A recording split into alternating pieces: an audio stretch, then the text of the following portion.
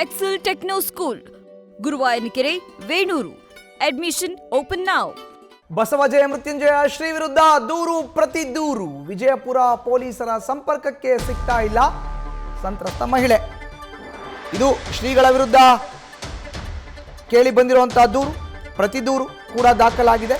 But ಸಂತ್ರಸ್ತೆ ಈ ತನಕ ಸಿಗ್ತಾ ಇಲ್ವಂತೆ ಸಂಪರ್ಕಕ್ಕೆ, ಪೊಲೀಸರ ಸಂಪರ್ಕಕ್ಕೆ.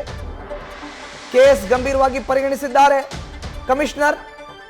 ಪರಿಶೀಲಿಸಿ ಸೂಕ್ತ ತನಿಖೆಗೆ ದಕ್ಷಿಣ ವಿಭಾಗ ಡಿಸಿಪಿಗೆ ಸೂಚನೆಯನ್ನು ಕೊಟ್ಟಿದ್ದಾರೆ. ಈಗ ಅಧಿಕೃತ ದೂರು ಪಡೆಯೋಕೆ ಮುಂದಾಗಿದ್ದಾರೆ ಪೊಲೀಸರು. ಎಷ್ಟೇ ಸಂಪರ್ಕಕ್ಕೆ ಪ್ರಯತ್ನ ಪಟ್ಟರೂ ಕೂಡ ಸಂತ್ರಸ್ತ ಮಹಿಳೆ ಸಂಪರ್ಕಕ್ಕೆ ಸಿಗ್ತಾ ಇಲ್ಲ. ಇದು ಈಗ ಬಸವಜಯ ಮೃತ್ಯುಂಜಯ ಶ್ರೀಗಳ ವಿರುದ್ಧ ದೂರು ಪ್ರತಿ ದೂರಿನ ವಿಚಾರಕ್ಕೆ ಸಂಬಂಧಪಟ್ಟಂತೆ ಸಿಗ್ತಾ ಇರೋ ಅಂತ ಅಪ್ಡೇಟ್ಸ್. ಸಂತ್ರಸ್ತ ಮಹಿಳೆನೇ ಇಲ್ಲ. ಈಗ ಯಾರ ಕಡೆಯಿಂದ ನಾವು ದೂರನ್ನ ತಗೋಬೇಕು, ಪ್ರತಿ ದೂರನ್ನ ಹೇಗೆ ದಾಖಲಿಸಬೇಕು, ಇದೆಲ್ಲವೂ ಕೂಡ ದೊಡ್ಡ ತಲೆನೋವಾಗಿ ಪರಿಣಮಿಸಿದೆ.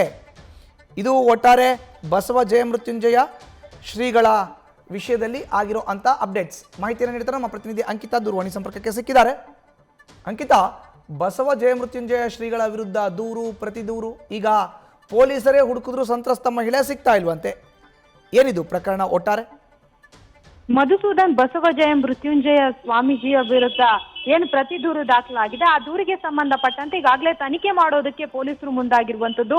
ವಿಜಯಪುರ ಪೊಲೀಸರು ಏನಿದ್ದಾರೆ ಅವರ ಸಂಪರ್ಕಕ್ಕೆ ಸಂತ್ರಸ್ತ ಮಹಿಳೆ ಸಿಗ್ತಾ ಇಲ್ಲ ಅನ್ನೋ ಒಂದು ಆರೋಪ ಕೇಳಿ ಬಂದಿರುವಂತದ್ದು. ಅಂದ್ರೆ ಈಗಾಗಲೇ ಈ ಒಂದು ಪ್ರಕರಣವನ್ನ ಗಂಭೀರವಾಗಿ ಪರಿಗಣಿಸಲಾಗಿದೆ. ಆದ್ರೆ ಈ ಒಂದು ಪ್ರಕರಣದಲ್ಲಿ ಸಂತ್ರಸ್ತೆ ಹೇಳಿಕೆ ಕೂಡ ಅತಿ ಮುಖ್ಯ ಆಗಿರುತ್ತೆ. ಆದ್ರೆ ಇದುವರೆಗೂ ಕೂಡ ಸಂತ್ರಸ್ತೆಯನ್ನ ಕಾಂಟ್ಯಾಕ್ಟ್ ಮಾಡೋದಕ್ಕೆ ಪೊಲೀಸರಿಗೆ ಸಾಧ್ಯ ಆಗ್ತಾ ಇಲ್ಲ. ಯಾಕೆಂದ್ರೆ ಈ ಆರೋಪದ ಬಗ್ಗೆ ಅಧಿಕೃತ ದೂರನ್ನ ಪಡೆಯೋದಕ್ಕೆ ಈಗಾಗಲೇ ಪೊಲೀಸರು ಮುಂದಾಗಿರುವಂತದ್ದು. ಆ ನಿಟ್ಟಿನಲ್ಲಿ ಸಂತ್ರಸ್ತೆ ಮಹಿಳೆಯನ್ನ ಎಷ್ಟೇ ಸಂಪರ್ಕ ಮಾಡಿದ್ರು ಕೂಡ ಆ ಕಡೆಯಿಂದ ಯಾವುದೇ ರೆಸ್ಪಾನ್ಸ್ ಸಿಗ್ತಾ ಇಲ್ಲ.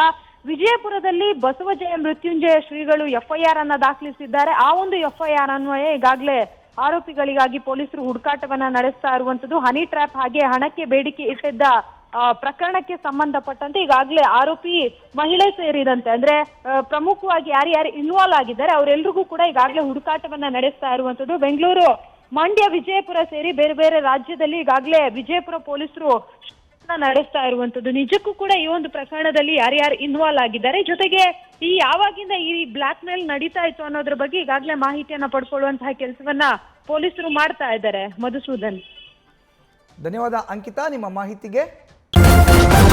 ನ್ಯೂಸ್ ಫಸ್ಟ್, ನಿರ್ಭೀತಿಯಿಂದ ನಿಮ್ಮ ಪರವಾಗಿ.